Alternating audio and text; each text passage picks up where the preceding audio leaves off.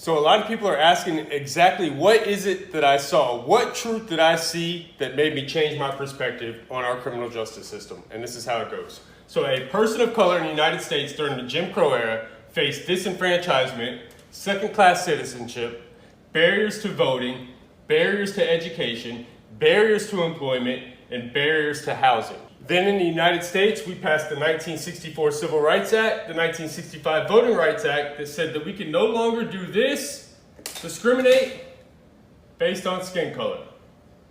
21, what is the only label that we can legally discriminate against, that we can legally disenfranchise, relegate to second-class citizenship, have barriers to voting, barriers to education, barriers to employment, barriers to housing? If you guessed right, in 2021, convicted felons are the only people we are allowed to legally disenfranchise. Now, do you believe it's a coincidence that 1 in 3 African American males now carry this label of convicted felon as opposed to 1 in 17 white males that carry this label of convicted felon to legally be disenfranchised? If you answered yes to that question, let's look at what's happened between the Jim Crow era and 2021. We've had a 700% increase in our United States prison population. We've gone from 300,000 inmates in 1970 to 1.8 million today and as high as 2.3 million. So in spite of crime rate dropping, our prison population skyrocketed. And it was because we had the law and order agenda. And the law and order agenda increased police spending but decreased our education funding.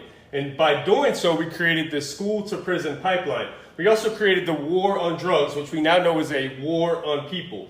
In 1986, we passed the Anti-Drug Abuse Act, which differentiated between powder cocaine and hard cocaine, which we now know disproportionately impacted people of color. We also had the 94 crime bill with the Truth in Sentencing Act, which led to higher incarceration rates and harsher sentences for people of color. And once I saw all this, my perspective changed, because I know that Jim Crow era never ended.